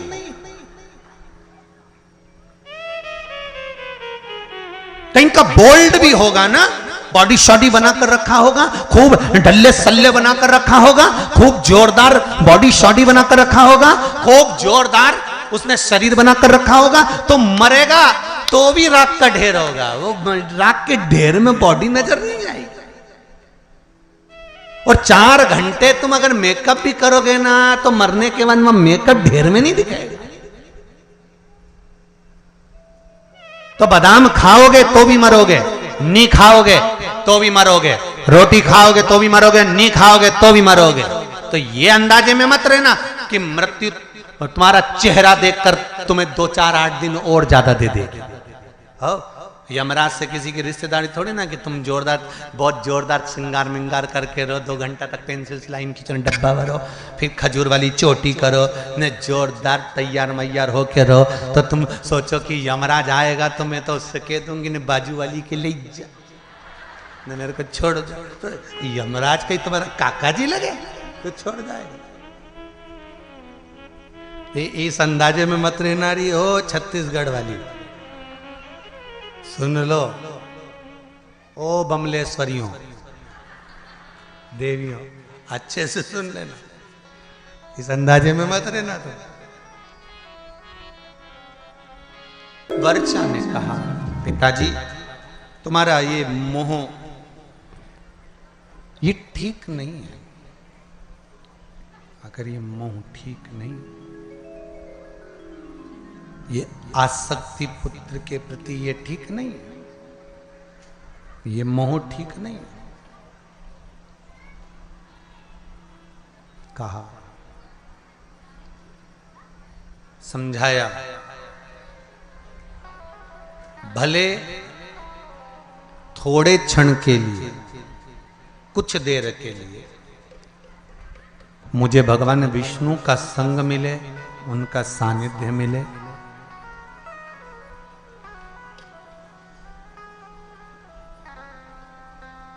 पर मिला तो सही ना।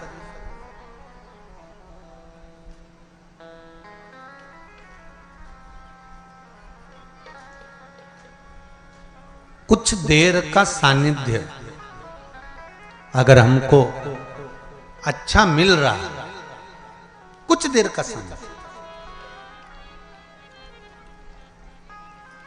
तो पहले भगवान को धन्यवाद देना कि हमको अच्छे लोगों का संग सानिध्य मिल रहा है।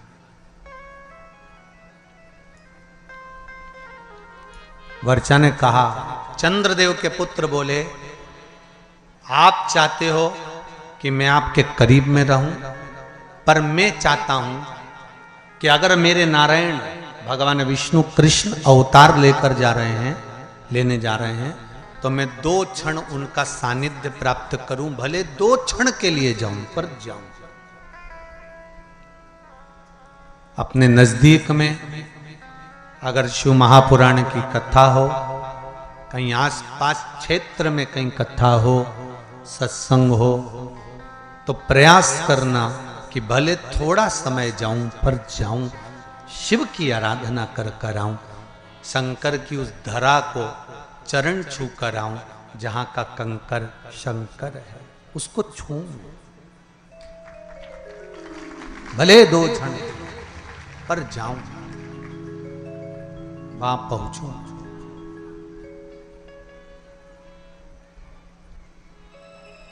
अविरल भक्ति को मैं प्राप्त करूं।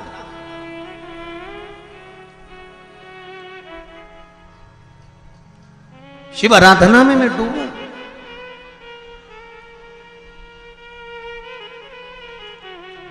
वर्चा, मुझे जाना है, पर पुत्र मैं तुझे भेजने से पहले देवताओं से बात करूंगा। चंद्रदेव ने बुलाया भगवान ब्रह्मा को और ब्रह्मदेव से कहा, प्रभु मेरी एक बात को स्वीकार करेंगे? बोलिए क्या बात? मैं अपने पुत्र वर्चा को भेजने को तैयार हूं, पर चाहता हूं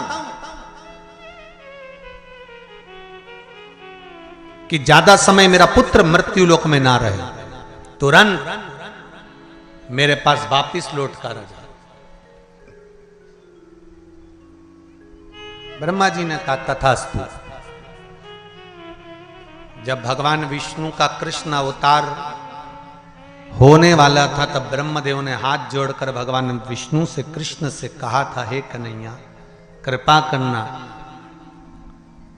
आप अर्जुन को, नकुल को, सहदेव को, भीम को, युधिष्ठिर को और भी जितने जितने हैं इनको बचा लेना, पर चंद्र का पुत्र वर्चा जो अभिमन्यु बनकर जन्म लेगा इसको मत बचाना, क्योंकि इसके प्राण छूटेंगे, ये तुरंत अपने पिता के पास चले जाए।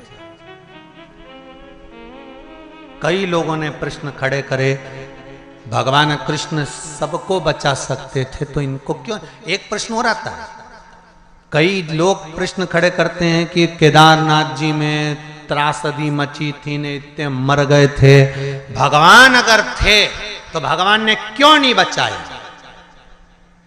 तुम्हारा जब जन्म होता है ऊपर लिखा पड़ी होती है कितने समय के लिए जाना चाहते हो, सील ठप्पे ऊपर से लगे होते हैं, नीचे नहीं। जब अभिमन्यु जन्म ले रहा है तो वर्चा स्वयं चंद्रदेव करेंगे, मेरा पुत्र मुझे शीघ्र चाहिए।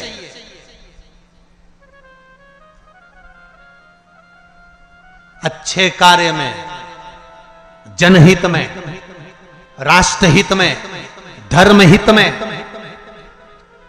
जग हित में नेक कर्म करते हुए, अच्छा कर्म करते हुए अगर आपके प्राण चले जाएं तो समझ लेना कि आपको भगवान ने थोड़े समय के लिए सील ठप्पे लगाकर ही भेजा था कि संसार में जाकर आपको ये अच्छा कार्य करना है, ये अच्छा करना है आपके माध्यम से।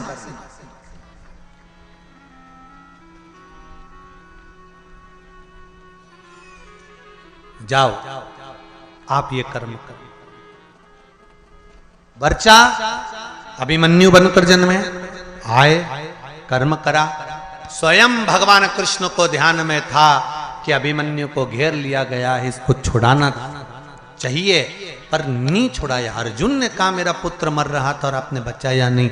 भगवान के कैसे बचाऊं, क्योंकि ऊपर से लिखा पढ़ी कर कर आया था कि मैं थोड़े समय के लिए जाऊंगा, थोड़े समय के लिए जाऊंगा और जाकर ये कार्य करूंगा। तो फिर थोड़े समय के लिए आया,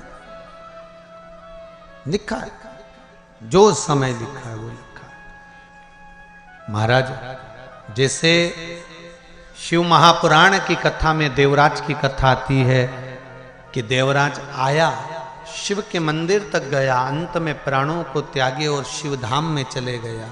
चंचुला देवी का प्रसंग आता है जो बिंदु के प्रेत योनि में पड़ जाता है और चंचुला देवी शिव का स्मरण करती है। काशी में नंदन वन में घूमती घूमती प्राणों को त्याग देती है और कैलाश धाम मिल जाता है।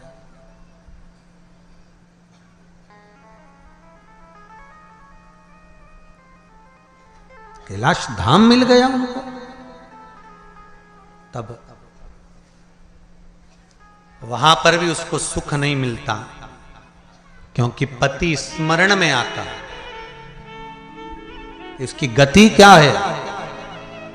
मेरा पति चोरी कर कर लाया, कपट कर कर लाया, छल कर कर लाया, बेईमानी कर कर लाया, प्रपंच कर कर लाया, ला ला कर मुझे दिया, पर उसको प्रेत की योनि मिल गई। भोग तो मैंने भोगा है ना, उसको प्रेत की योनि मिल गई। उस प्रेत योनि से उसको छोड़ाना, उस प्रेत योनि से उसको मुक्त करना।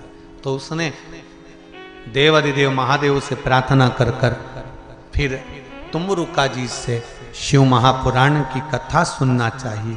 शंकर और पार्वती ईश्वर जी और गोरा जी बनकर पधारे। हमारे बीच में ईश्वर जी और गोरा जी आ रहे हैं। जोरदार ताली बजाकर स्वागत करें शंकर और पार्वती का। ईश्वर जी गोरा जी बनकर, गणा और गोर बनकर पधार रहे हैं। बोल काशी विश्वनाथ भगवान की जय। ईश्वर जी और गोरा जी पधारे हैं। जोरदार ताली बजाएं भगवान शंकर और पार्वती का। जो सुंदर आनंद के साथ में शिव पार्वती कथा को श्रवण करने के लिए जा रहे हैं।